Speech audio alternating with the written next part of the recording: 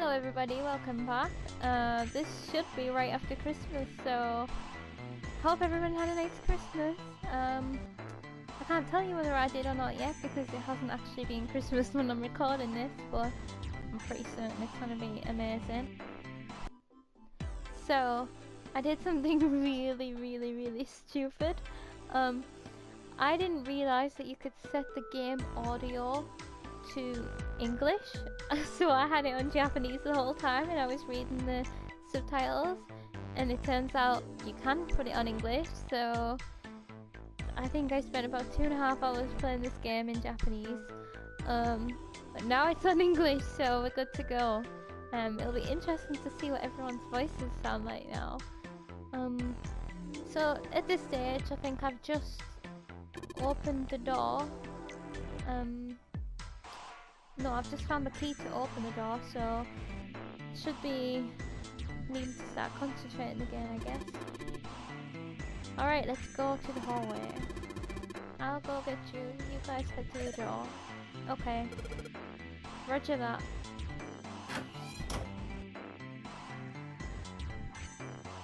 Okay. Are we ready, guys? Yes, it unlocked. Good job, Junpei. Good, now we can get going. Come on. What are you guys standing around for? Let's get out of here. Let's go. Well, I did just press on the door. Come on, Jumpy, let's go. Alright, let's go. Yes, let's go. Oh. You found it. Woohoo! Oh, another hallway. Oh, it's so English. Like, is that American? Another hallway. Come on, open! Oh, this is gonna take some getting used to. It's not going to open because you rattled it, you know. Damn it! Look over here! Elevators. And the buttons... Of course they don't work. Oh my god, I can't get over these voices. The power must be out here too, just like by the staircase. That leaves this door. Well, looks like we don't have any choice. Yeah. Sure does. Well then, let's open it. Okay, let's open it. I think I actually preferred the Japanese. Alright, here I go. Oh, so it's a kitchen. What were you expecting? A death trap? Isn't it obvious? The exit? I was hoping this would be the way out of here. Not yet, Santa. I think you're getting ahead of yourself. You really think it'd be that easy? Yeah. Yeah, I know. Still. If we can just get through this door, we should come out on the other side of that grate we saw earlier.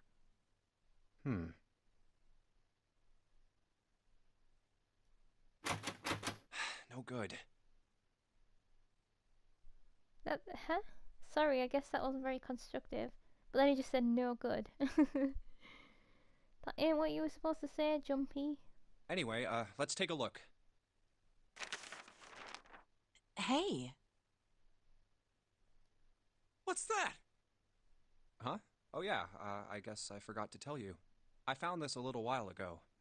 It's a map of the B deck. Let me see that. It's useful. I knew it. See? Look.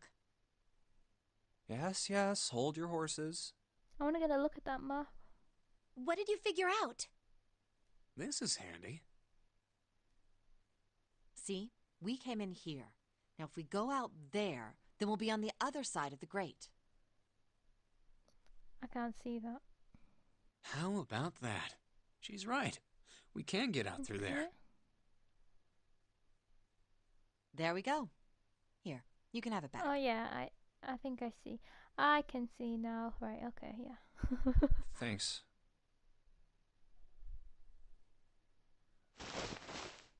There's a card reader on the right side of the door. So we're looking for those key cards again, I guess. And that means the key card is somewhere in here, right? I'm going to be much more thorough this time. That seems the most likely. All right, we know what we need to do then. No Googling. That's what we're not going to do. Let's get moving. First off, I say we split up and look for clues. Sounds like Scooby-Doo, doesn't it? Okay. Cool.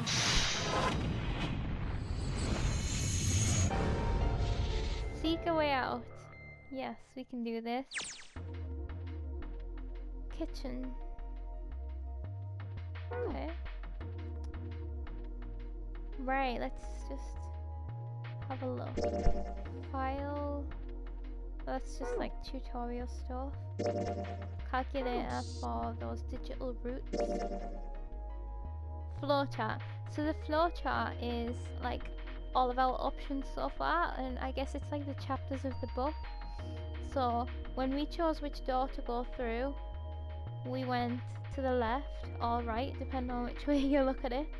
So we've got 2 more chapters until we merge back up to where we would have, you know, we'll probably meet up with the other people. Hopefully they all survived.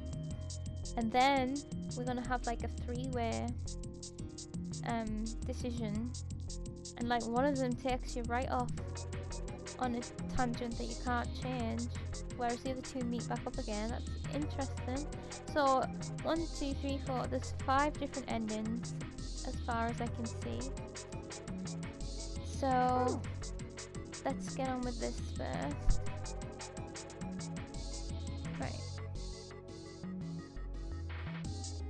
A voucher.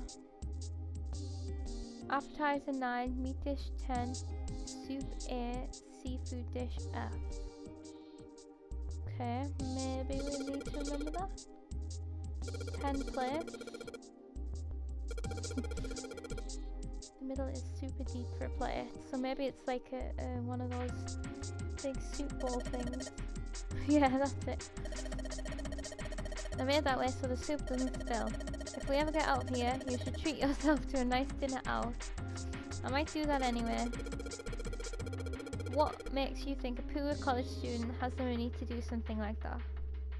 I'm a poor college student, but I can still eat out every now and again. Those 9 plates look pretty expensive. They're plates for appetizers. Remember, appetizers usually come on square plates. That I didn't know. I don't even know what an appetizer is. I think it's like the starter. But usually I would have soup as a starter, so I don't know. I think there are 15 of these plates. I'm assuming they're for seafood. How the hell can you tell that? They look just like any other plate from the 99-cent store. If you ever take a lady out to dinner, you're gonna embarrass yourself. I feel sorry for June. What? What? Why the hell are you bringing up June? The lady doth protest too much, methinks. You are not terribly subtle. Okay. There's a bunch of little wavy ridges on this plate. Those plates are for serving meat.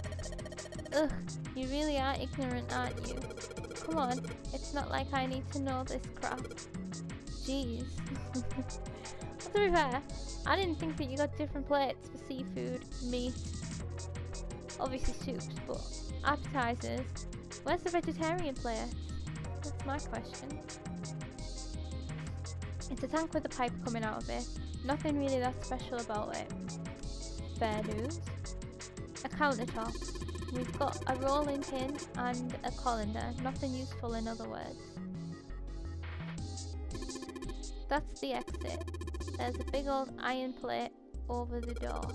What? I don't think we can open it. Where's that at, like? Hey Santa, could you open that door please? What the hell? There's no way I could open that thing. Guess you're getting to the age where your eyes start to go, huh? You better watch your mouth, boy, or someone won't live long enough to see that door open. This has got the 2 of them on edge. We've got to get out of here and fast. Okay, I wonder if we're actually timed. I don't think so. Wow, this pot looks like it's made out of silver. I bet drinking tea from this pot would be really yummy.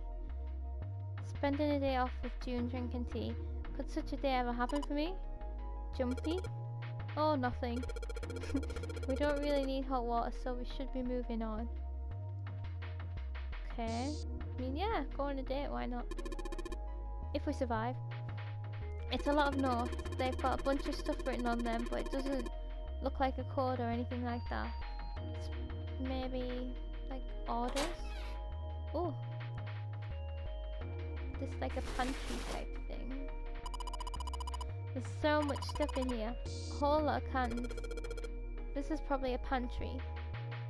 Oh hey, getting good. There are cans lined in every shelf in here.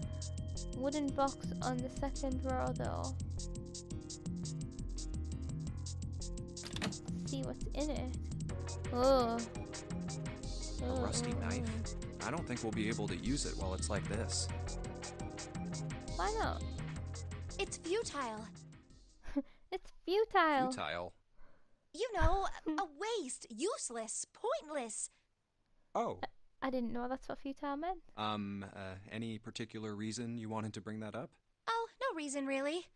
I was just thinking about futility. Huh? Futility. Why were you thinking about futility? Well, it has something to do with the Titanic. The Titanic? Yep. Have you ever heard the story that the sinking of the Titanic was predicted? Nope. No, I haven't. What is it? In 1892, 14 years before the Titanic sank, a novel was published. It was called Futility. It was written by an American novelist named Morgan Robertson. The story was about a big cruise ship colliding with an iceberg and sinking. Of course, if that was the only similarity, there wouldn't be any reason to mention it. It wasn't, though. The name of the ship, its nationality, course, departure time, size, displacement, maximum speed, number of passengers and crew, the number of lifeboats, even the location of the accident itself, and the cause and the location of the damage. Everything matches the Titanic almost exactly. What? It was almost as if he'd seen the whole thing happen. Is that real? This book was written 14 years before the Titanic sank. Yeah, Jumpy. I agree. Well, I did actually look up the mummy. Like previously she was saying that the Titanic was cursed because they had a mummy on board. And like that's actually a thing. I'm not saying that the Titanic was cursed, but like it was a story that went round. So maybe this is real too. But that's not all. Oh god. It wasn't just futility that predicted the sinking of the Titanic. There were two other similar stories written by a man named William Thomas Stead. Both of them before the accident. One in 1886 and one in 1892. Stead wrote two stories that had striking similarities to the Titanic disaster. In one, two ships collided. Many of the passengers died because there weren't enough lifeboats. In the other, a ship collided with an iceberg and sank. I don't know. I mean, I'll give you that it seems a little weird, but I'm pretty sure it wasn't too uncommon for ships to hit icebergs back in the day, or even other ships. Right, I knew you'd say Yeah. that. But what if Stead had some sort of special powers? What is it with these people being so obsessed with like psychicness and powers and curses and stuff? Like, I don't know. Are we in like a supernatural world here as well? To be more specific, what if he had the ability to do automatic writing? What? Automatic writing? Wait, are you talking about when someone's possessed by a spirit and then they write a bunch of stuff without knowing what they're writing? Yes. What do you mean, yes? That stuff's a load of bull. Okay, let's say, hypothetically, that automatic writing isn't a total load. These guys still couldn't have predicted the sinking of the Titanic. When this Stead dude wrote his thing, nobody had died on the Titanic yet. So if automatic writing is about being possessed by dead people, who the hell possessed him so he could write that stuff? That's not it. What's not it? Stead wasn't possessed by a spirit. He was doing the possessing.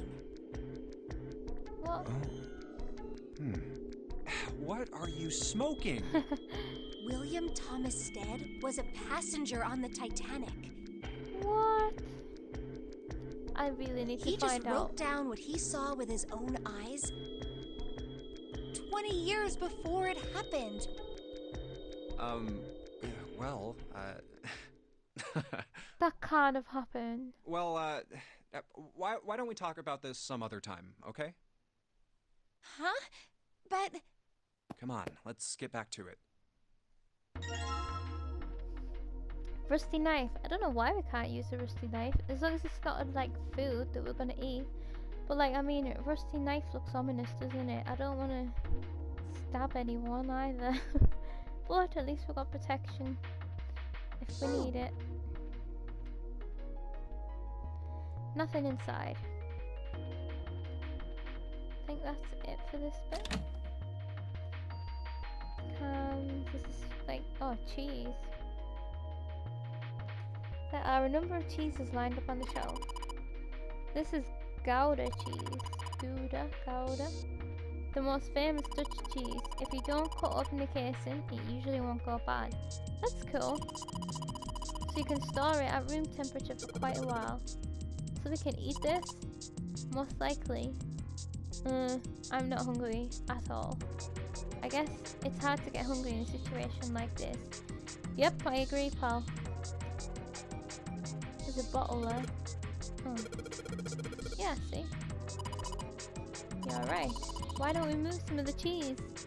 Alright guys, time to move it. June and I need to look behind you.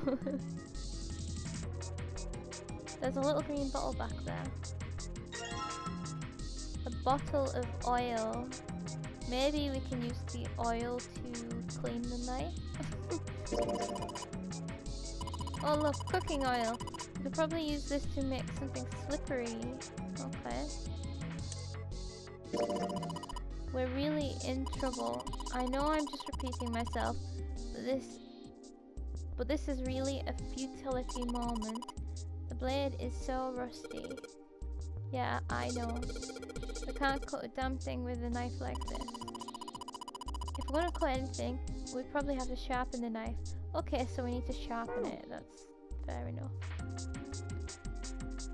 There's cheese on this shelf. Sweet! Oh my god. What's behind here? There's milk in here. Milk in an iron barrel. Judging by the rust, it's probably really old. Maybe we shouldn't open it up. I don't think it'd be a pretty sight. No, definitely don't. That would stink. That would be disgusting. Let's just double check. There's a big barrel of milk behind the cloth. Right, is that it? It looks like some kind of large tin container. Well, it's empty. Okay, yep, that's the light. The light for the pantry.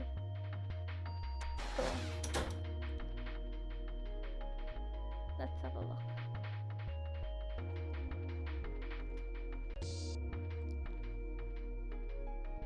Maybe this table is for preparing food. There are plates everywhere. Yep, it looks like it. Pans. Bins. A trash can. There's nothing inside of it. So it's definitely translated into like American English, because we wouldn't call it a trash can. So, and like obviously they've got American accents as well. Well, better than being full of rotten food, I suppose. Yep, that's true.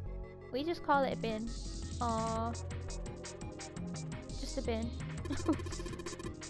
Damn it, there's nothing in here. Hey Santa, digging through the trash really suits you. What the hell did you just say? Listen lady, I did you a favour. I knew you'd just piss and moan, so I did it for you. What was the favour? Oh, to look through the bin. Oh my, I don't recall asking you to do anything. I ought to throttle you. Excuse me, what?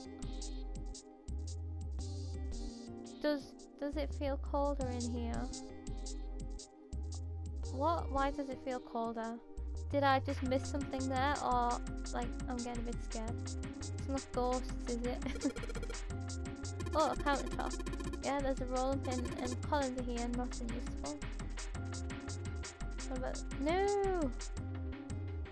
That behind it. Ugh, I guess not. Sink. Dishes. I think it's still got water in it. There's a couple of plates in here, but I don't think they're going to help us much. Was this a sharpening block? Wheelstone then? What do we need the sharp knife for though? This is the worry.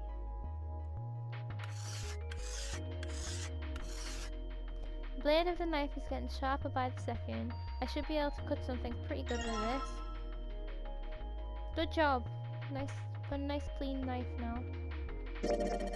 So I guess you managed to sharpen the knife, Junpei. Who are you gonna stab with that? No one.